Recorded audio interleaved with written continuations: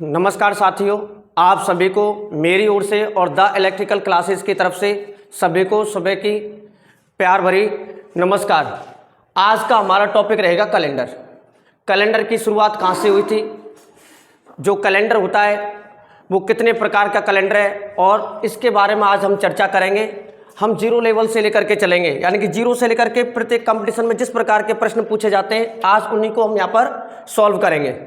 तो सबसे पहले हम बात करेंगे यहाँ पर कैलेंडर की, यानी कि जो कैलेंडर होता है अपना कितने प्रकार का होता है, यानी कि वर्ष। कैलेंडर की बात मैं बार बार आपसे ये कहूँगा कि वर्ष जो होते हैं ना कैलेंडर में, वो कितने प्रकार के होते हैं। तो वर्ष होते हैं मुख्य रूप से दो प्रकार के, एक होता है अपना साधारण वर्ष और एक होता है अपना लीप वर्ष। लेकिन हम पहले बात करेंगे कि कैलेंडर की शुरुआत हुई कब से थी। कैलेंडर की जो शुरुआत हुई थी वो कब से हुई थी।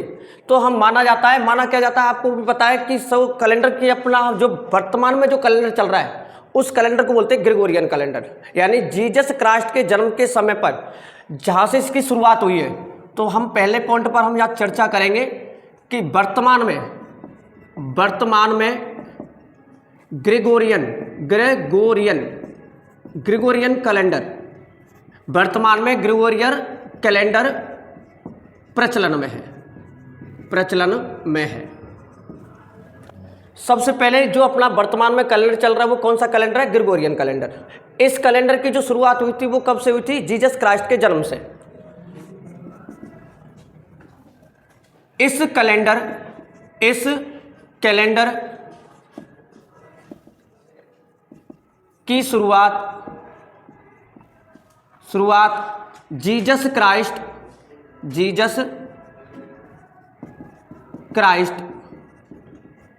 के जन्म से मानी जाती है। जीसस क्राइस्ट के जन्म से मानी जाती है। इस कैलेंडर का जो प्रथम दिन था वो कौन सा था, सोमवार। इसका प्रथम दिन था वो कौन सा था, सोमवार। इसका प्रथम जो दिन था वो कौन सा था, सोमवार। यानी कि जो अपना वीक स्टार्ट होता है ना, वीक जो स्टार्ट हुआ था, प्रारंभ हुआ था, वो किससे हुआ था, सोमवार से हुआ था। इसके बाद अब हम बात करेंगे जो कैलेंडर है, यानी कि वर्ष कितने प्रकार के होते हैं अपने पास। वर्ष मुख्यतः दो प्रकार के होते हैं। वर्ष मुख्यतः दो प्रकार के होते हैं। फर्स्ट नंबर पर हम बात करेंगे, यहाँ पर पहला होता है हमारे पास साधारण वर्ष, और दूसरा होता है अपना लीप वर्ष को ही हम एलीप वर्ष भी कहते हैं। अच्छा, जो अपना कैलेंडर होता है वो कितने प्रकार का होता है, यानी कि अपनी जो वर्ष होती है वो कितने प्रकार की वर्ष होती है, दो प्रकार की वर्ष होती है। एक होती है साधारण वर्ष और एक होती है लीप वर्ष। जो अपना साधारण वर्ष है, इस साधारण वर्ष में दिनों की संख्या कितनी होती है, इसमें कुल दिनों की संख्या, साधारण वर्ष में कुल दिनों की संख्या होती है अपनी 365 दिन होती है। साधारण वर्ष के अंतर्गत दिनों की कुल संख्या होती है 365 दिन। इसमें जो फरवरी होती है ना, इसके अंतर्गत जो फरवरी का माह होता है वो 28 दिन का। आप ये भी कह सकते हो कि जिस वर्ष में फरवरी 28 दिन की होती है वह वर्ष कौन सा वर्ष कहलाता है, साधारण वर्ष कहलाता है। और जिस वर्ष में फरवरी 29 दिन की होती है वो कौन सा वर्ष कहलाता है, अपना लीप वर्ष कहलाता है। अब देखो ये जो 365 दिन है, इनको हम कह सकते हैं कि इस साधारण वर्ष का मतलब है कि कोई भी साधारण वर्ष हो, आपकी सभी साधारण वर्षों में 52 सप्ताह और प्लस में एक दिन शेष रहता है। ये किसके अंतर्गत होता है, साधारण वर्ष के अंतर्गत। तो यानी कि ऐसा वर्ष जिस वर्ष में फरवरी 28 दिन की हो, ऐसा वर्ष जिसमें फरवरी 28 दिन की हो वह वर्ष साधारण वर्ष कहलाता है।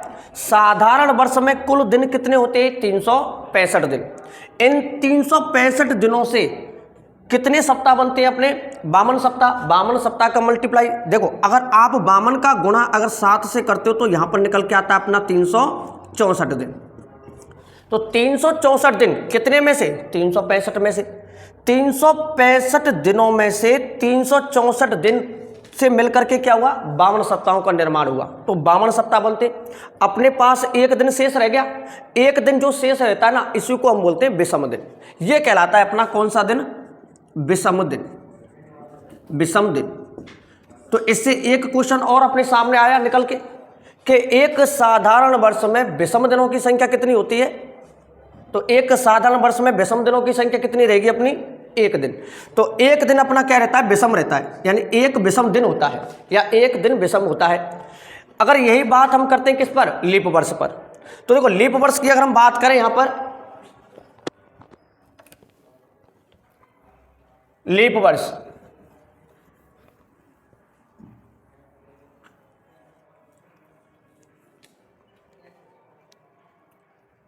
सेकंड नंबर पाएगा अपना लीप वर्ष।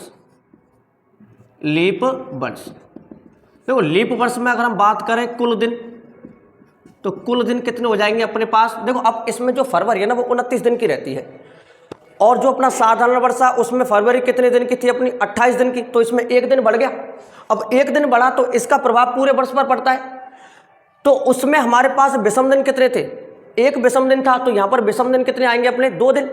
अब उन 2 दिन में, उन 2 दिनों के आधार पर ये तो हो नहीं सकता कि हम किसी एक सप्ताह का निर्माण करें, क्योंकि एक सप्ताह बनाने के लिए आपको कितने दिनों की आवश्यकता होती है, 7 दिनों की। तो यहाँ पर सप्ताह जो थे उन सप्ताह की संख्या में तो परिवर्तन होगा नहीं।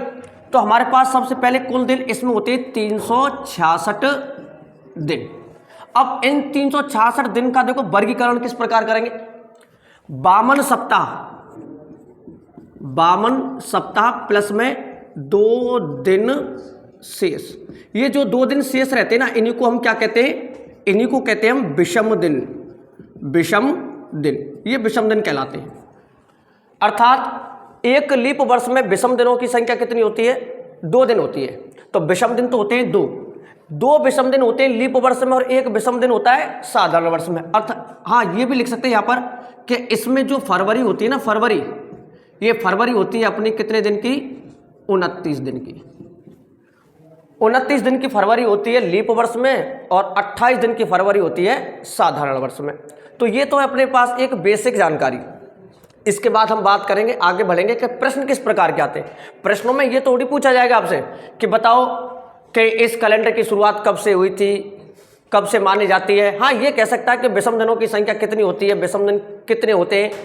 तो अब हम बात करेंगे लीप वर्ष और साधारण वर्ष का चयन कैसे करें, कि ये कैसे पता लगे कि ये साधारण वर्ष है या ये फिर लीप वर्ष है। अब हम बात करेंगे नेक्स्ट। तो अपने पास नेक्स्ट कि ऐसा वर्ष, आप नोट डाल करके लिख सकते हो, इसको नोट डाल करके लिखेंगे, ऐसा वर्ष जिसमें यानी कि आप ये कह सकते हो अंतिम 2 डिजिट भी कह सकते हो आप, या आप इनको वर्ष भी कह सकते हो, केवल वर्ष भी कह सकते हो। यानी ऐसा वर्ष जिसमें 4 का पूरा भाग, ऐसा वर्ष जिसमें 4 का पूरा भाग ना जाए। एक तो कंडीशन होती है 4 का पूरा भाग चला जाए, जैसे कि अपना ये हो गया, अपना 72 हो गया, इसको आप ये 1972 हो गया। तो लास्ट वाले 2 डिजिट मैंने इसलिए लिखा है कि अंतिम वाले 2 डिजिट। अब ऐसे लिखा आता है तो आप क्या है कि सभी में पूरे में भाग दे के देखते हो, आपको भाग नहीं देना सभी में।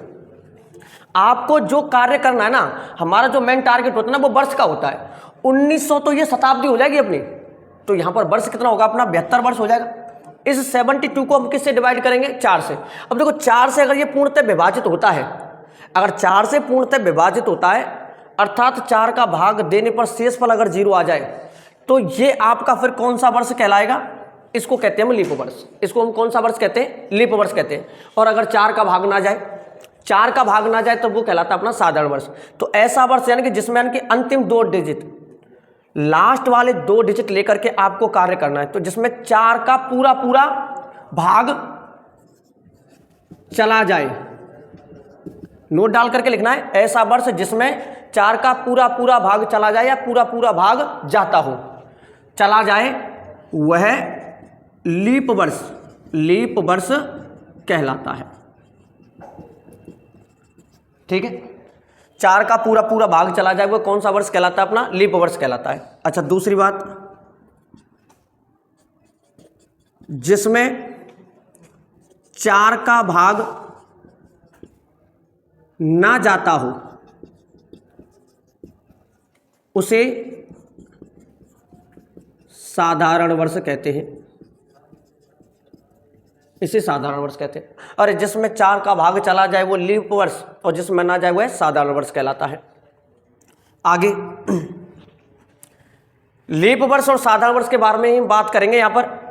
तो ये तो अच्छा, अब आपको शताब्दियों के बारे में भी समझना है कि ऐसी शताब्दी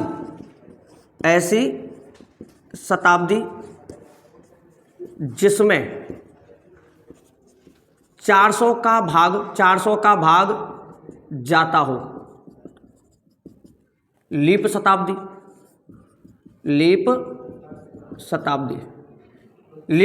कहलाती है। भाग जाता हो वो कौन सी शताब्दी कहलाती है? अपनी लीप शताब्दी, इसको लीप शताब्दी कहते हैं। और जिसमें 400 का भाग ना जाए वो अलीप शताब्दी कहलाती। तो आप ध्यान रखना, यानी कि उसको साधारण कहते हैं।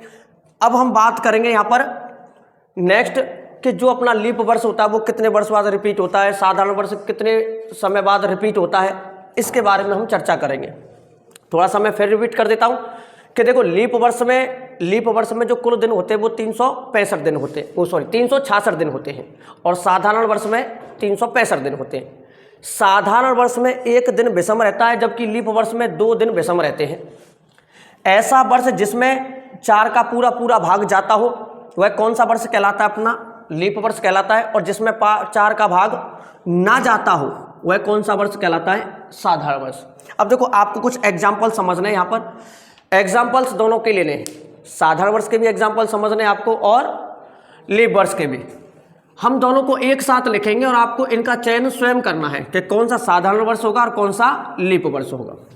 देखो, ये आपके कुछ एग्जाम्पल मैंने लिखा यहाँ पर 1972, 1936, 1805, 1832, इसके बाद और हम चर्चा करेंगे 1700, 1900, ये हो गया अपना 2000। इसके बाद नेक्स्ट एग्जाम्पल है अपने पास 2024 जो वर्तमान में चल रहा है, ETC। और भी कुछ आपकी इच्छा जो भी हो वो भी लिख सकते हो एग्जाम्पल। तो देखो, इनमें आपको पहले चयन करना है कौन सा अपना साधारण वर्ष है, कौन सा साधारण वर्ष नहीं है। तो देखो, मैंने आपसे बोला था कि आपको लास्ट के 2 डिजिट पर काम करना है, 72। इस 72 को हम किससे डिवाइड कर सकते हैं? 4 से। ये 4 से विभाजित होगा, इसलिए कौन सा वर्ष हो जाएगा? अपना लीप वर्ष। ये लीप वर्ष, अर्थात इसमें जो फरवरी रहेगी वो कितने की रहेगी? अपनी 29 की। इसके बाद हम कार्य करेंगे यहाँ पर लास्ट वाले 2 डिजिट पर 1936। ये 36 जो अपना दिया गया है ये भी कौन सा वर्ष होगा? अपना लीप वर्ष होगा। इसमें भी फरवरी 29 दिन की रहेगी। लास्ट वाले 2 डिजिट यानी कि इस पर कार्य करेंगे हम 5 पर। अगर आप इसको 4 से डिवाइड करोगे तो क्या ये पूरी तरह विभाजित होगा?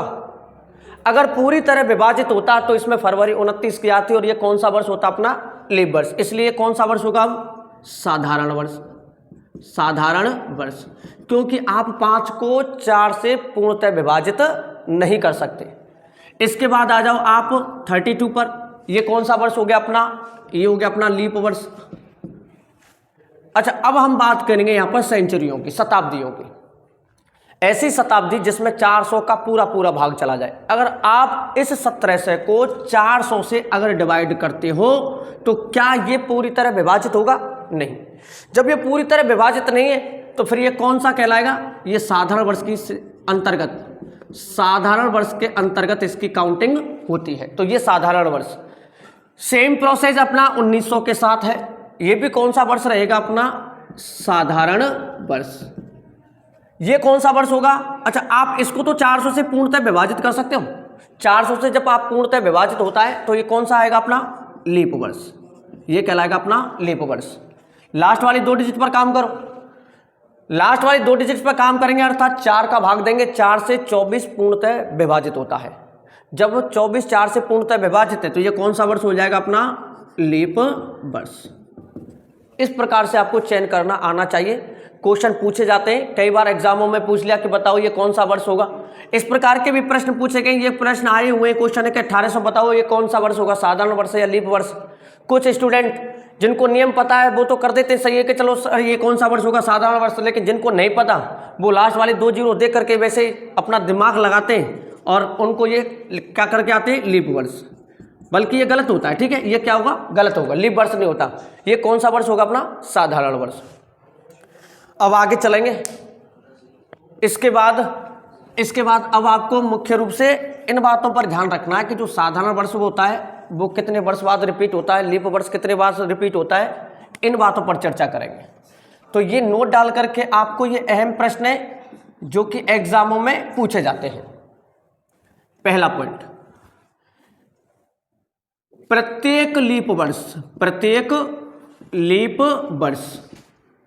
लीप वर्ष, अब कोई सा भी लीप वर्ष हो, मैंने शब्द लिख दिया प्रत्येक लीप वर्ष। एग्जाम्पल लिख देता हूं मैं आपको कुछ। प्रत्येक लीप वर्ष जैसे अपना हो गया ये 2000, इसके बाद मैं ले लेता हूं 2004, 2008, ये सभी के सभी क्या है, लीप वर्ष है। मैं इनकी बात कर रहा हूं। प्रत्येक लीप वर्ष कितने वर्ष बाद समान रहता है, 28 वर्ष बाद। प्रत्येक लीप वर्ष का कैलेंडर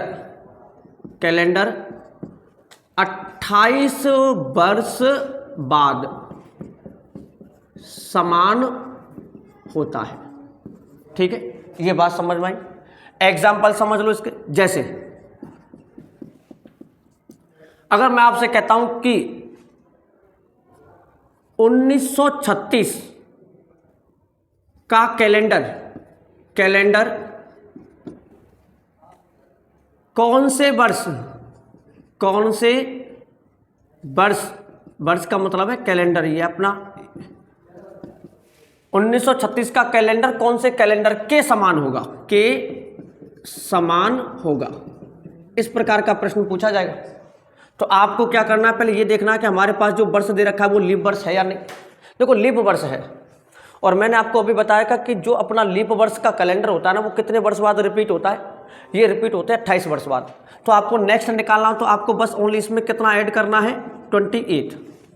आप 28 ऐड करोगे इसमें, 28 जब इसमें आप ऐड करोगे तो आपका ये 1936 तो दे रखा है, आप पहले 30 ऐड कर दो इसमें, तो कितना हो जाएगा 1966, 2 कम कर दो तो कितना हो गया 1964। 1964 का कैलेंडर उठा लो आप, या फिर 1936 का, दोनों के दोनों कैलेंडर आपके एज इट इज का मतलब क्या है कि जैसे कि वहाँ 5 जनवरी को, यदि वहाँ पर 5 जनवरी को मंगलवार है इस वर्ष, इस कैलेंडर में 36 में, तो 64 में भी अगर आप देखोगे खोल करके तो 5 जनवरी का कौन सा वार मिलेगा आपको, मंगलवार मिलेगा। इसका तात्पर्य यह है कि प्रत्येक लीप वर्ष का जो कैलेंडर होता है वो कितने वर्ष बाद समान रहता है, 28 वर्ष बाद समान रहता है। इसके बाद आ जाओ आप साधारण वर्षों पर। अब देखो यहाँ साधारण वर्षों को ना 2 प्रकार से आपको डिफाइन करना है, 2 प्रकार से डिफाइन करना है। तो उनको देखो क्या किस प्रकार से करना है कि ये अपना दूसरा पॉइंट हो गया। फर्स्ट पॉइंट में तो केवल हमने चर्चा की थी किस पर, लीप वर्षों पर। अब यहाँ हम जो चर्चा करेंगे वो साधारण वर्षों पर करेंगे, और यहाँ साधारण वर्ष 2 प्रकार से समझने आपको। एक तो साधारण वर्ष वो होता है जो इनके तुरंत बाद आता है, जैसे कि 2000 के बाद कौन सा आएगा, 2001, 2004 के बाद 2005, 2008 के बाद आता है 2009 का। तो ये सभी के सभी कौन से वर्ष हैं, ये सभी के सभी हमारे कौन से वर्ष होते हैं, साधारण वर्ष होते हैं। तो अब हम यहाँ बात करेंगे कि प्रत्येक लीप वर्ष के तुरंत बाद वाला, प्रत्येक लीप वर्ष के बाद वाला, यानी तुरंत बाद वाला, प्रत्येक लीप वर्ष के तुरंत बाद वाला, ठीक है। और यहां से भी समझ में नहीं आती ये लैंग्वेज तो आप यहां से देख लेना, इनके कंपेयर कर लेना।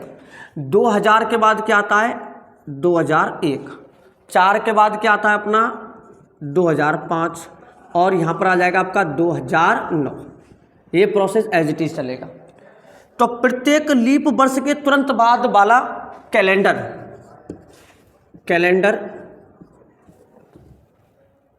प्रत्येक लीप वर्ष के तुरंत बाद वाला कैलेंडर 6 वर्ष बाद 6 वर्ष बाद समान रहता है। कितने वर्ष बाद समान रहता है? 6 वर्ष बाद समान होता है। जैसे कि मैंने लिखा यहां पर 1973। अब देखो 1973 मैंने लिखा। अब आप ये देखो जो 1973 जो ये दे रखा है अपना, ये ठीक लीप वर्ष के तुरंत बाद वाला है, यानी कि इससे पहले कौन सा आता अपना 1972। अब जो आपको ये 1972 दिख रहा है ना, ये 1972 कौन सा वर्ष हो गया अपना? लीप वर्ष। इसके तुरंत बाद में, इसके तुरंत बाद कौन सा लिखा मैंने? 1973। तो ये तुरंत बाद वाला आ गया अपना वर्ष। तुरंत बाद वाला जो है, ये तुरंत बाद वाला जो वर्ष दिया गया होता है, ये कितने वर्ष बाद समान रहता है अपना? 6 वर्ष बाद। तो आपको इसमें कितना ऐड करना है? 6 ऐड करना है। तो आपका कौन सा आ जाएगा? 1979। यानी कि 1973 का कैलेंडर उठा लो आप, चाहे 1979 का कैलेंडर, ये दोनों के दोनों कैसे होते हैं? आपके समान कैलेंडर रहते हैं। ठीक है। अब अपना एक और रह गया साधारण वर्ष। लीप वर्ष में आपके ये चलेंगे लीप वर्ष में।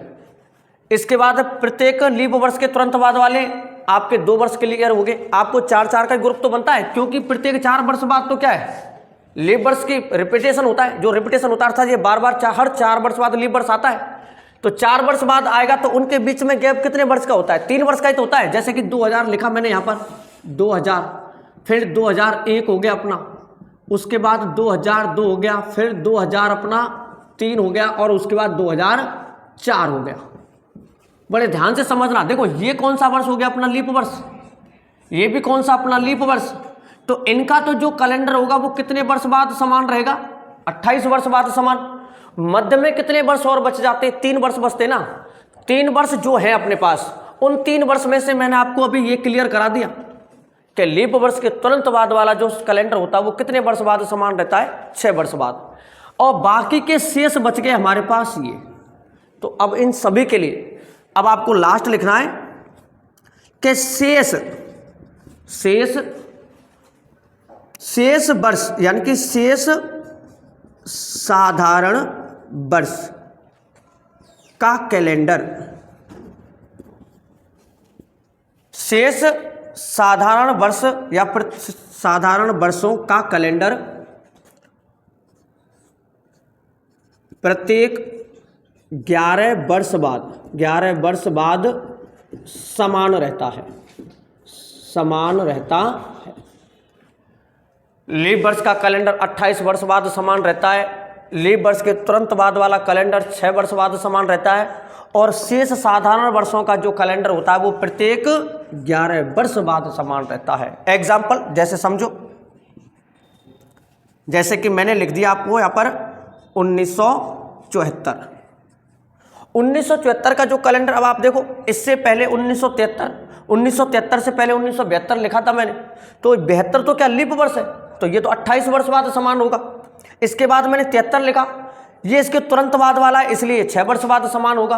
अब मैंने लिखा शेष। अब ये शेष की श्रेणी में आएगा। शेष की श्रेणी में कौन कौन से 2 वर्ष आ जाएंगे? 1974 और 1975। इनका जो कैलेंडर होगा वो कितने वर्ष बाद समान रहता है? इनका जो कैलेंडर है वो प्रत्येक 11 वर्ष बाद समान रहता है। तो आपको यहाँ पर कितना ऐड करना है? 11। आप 74 में 11 जब ऐड करोगे तो 85, तो ये आ गया अपना 1985। अर्थात 1985 का कैलेंडर और 1974 का कैलेंडर जो होगा वो समान रहेगा। इनको कहते हैं। ठीक है, ये अपना कंप्लीट हुआ। इसमें अगर कोई भी आपको डाउट है तो आप प्लीज़ उसमें कमेंट्स में लिख करके हमें बताएं कि सर हमें ये समस्या थी इसमें। तो यहाँ पर ये कंप्लीट हुए नोट डाल करके एक बार मैं फिर रिपीट कर देता हूँ कि वर्तमान में हम जिस कैलेंडर को उपयोग में ले रहे हैं तो वो कौन सा कैलेंडर है? अपना ग्रेगोरियन कैलेंडर। ग्रेगोरियन कैलेंडर की जो शुरुआत मानी जाती है वो कब से मानी जाती है? सोमवार से मानी जाती है। इसका पहला दिन कौन सा होता है? सोमवार। इसलिए यहाँ पर एक स्पेशल तारीख दी जाती है, पहली तारीख, पहला महीना और ये पहला वर्ष, इसको ऐसे प्रेजेंट किया जाता है। इस दिन अगर हम बात करते तो कौन सा दिन था? अपना सोमवार था। ये सोमवार का दिन था। अब वर्षों को दो भागों में विभाजित किया गया, एक था अपना साधारण वर्ष और एक था अपना लीप वर्ष। अच्छा, एक बात और बता देता हूं मैं आपको कि जीसस क्राइस्ट के जन्म से पहले भी तो समय का आकलन करते थे, तो उससे पहले वाला जो समय था उसको क्या बोलते थे हम? जीसस क्राइस्ट से पहले भी के भी तो हम गणना करते थे, तो उससे पहले क्या जो समय था उसको हम किससे प्रेजेंट करते? एक होता है बीसी और एक होता है एडी। तो बीसी यानी बिफोर क्राइस्ट, बीसी, और एक होता है एडी। तो आपको इसको लिखते हैं ईसा पूर्व, ईसा पूर्व, ईसा पूर्व यानी ईसा के जन्म से पहले का समय। आपने बुकों में देखा होगा लिखा हुआ, आप हिस्ट्री वगैरह की बुकें पढ़ते हो तो उसमें लिखा होगा जैसे कि 311 ईसा पूर्व, ईसा पूर्व। तो इसका मतलब क्या है कि जीसस क्राइस्ट के जन्म से पहले, कितना पहले? 311 वर्ष पहले की घटना है। तो उनको ऐसे प्रेजेंट किया जाता था। और अब का जो चल रहा है, ये जो अपना चल रहा है, इसको बोलते हैं हम ईसा का युग, ये ईसा का युग। तो ध्यान रखना, जो पूर्व की थी तो पूर्व में तो लिखा जाता था ईसा पूर्व, बीसी का मतलब। अब हम बात करते हैं अपने उसी पर आ जाते हैं टॉपिक पर कि मैंने वर्षों को कितने भागों में विभाजित किया? दो भागों में विभाजित किया था। एक होता अपना साधारण वर्ष और एक लीप वर्ष। साधारण वर्ष वो होता है जिसमें 4 का पूरा पूरा भाग ना जाता हो, अर्थात अगर 4 का पूरा भाग जाएगा तो लीप वर्ष कहलाएगा। जिसमें 4 का भाग जाता है वो लीप वर्ष, और जिस शताब्दी में 400 का भाग जाता हो वह शताब्दी कौन सी शताब्दी कहलाती है? अपनी लीप शताब्दी कहलाती है। और ऐसा वर्ष जिसमें 4 का भाग ना जाता हो। अरे 4 का भाग देने का मतलब वही लास्ट वाली 2 डिजिट। आपसे मैं ये कहूं कि आप 1875 लिखो, 1875 तो वर्ष कितना काम में लोगे आप? 75। तो आप 75 को किससे डिवाइड करोगे? 4 से। अगर 4 का भाग देने पर शेषफल 0 प्राप्त होता है, अर्थात 4 का पूरा पूरा भाग चाहता, तो कौन सा वर्ष कहलाता? लीप वर्ष। अगर 4 से विभाजित नहीं है तो कौन सा वर्ष कहलाएगा? ये साधारण वर्ष। तो 1875 कौन सा वर्ष हो जाएगा? अपना साधारण वर्ष। अच्छा, साधारण वर्ष को समझ आया मैंने। उसके बाद लीप वर्ष, इसमें मैंने आपको पॉइंट डलवाए थे कि प्रत्येक लीप वर्ष का जो कैलेंडर होता है वो कितने वर्ष बाद रिपीट होता है? 28 वर्ष बाद रिपीट होता है। इसके तुरंत बाद वाला जो वर्ष होता है वो प्रत्येक 6 वर्ष बाद रिपीट होता है। और शेष बचे हुए साधारण वर्ष कितने वर्ष बाद रिपीट होते हैं? अपने 11 वर्ष बाद रिपीट होते हैं। ऐसे प्रश्न एग्जामों में पूछे जाते हैं। ये मत सोचना कि सर हमने तो एक ही प्रकार के क्वेश्चन देखे कि बताओ 26 जनवरी 1984 को कौन सा बार होगा।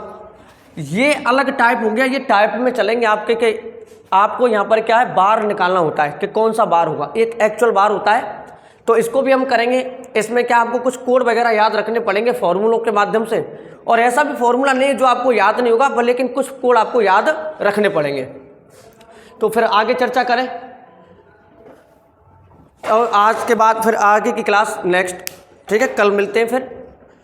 जय हिंद, जय भारत।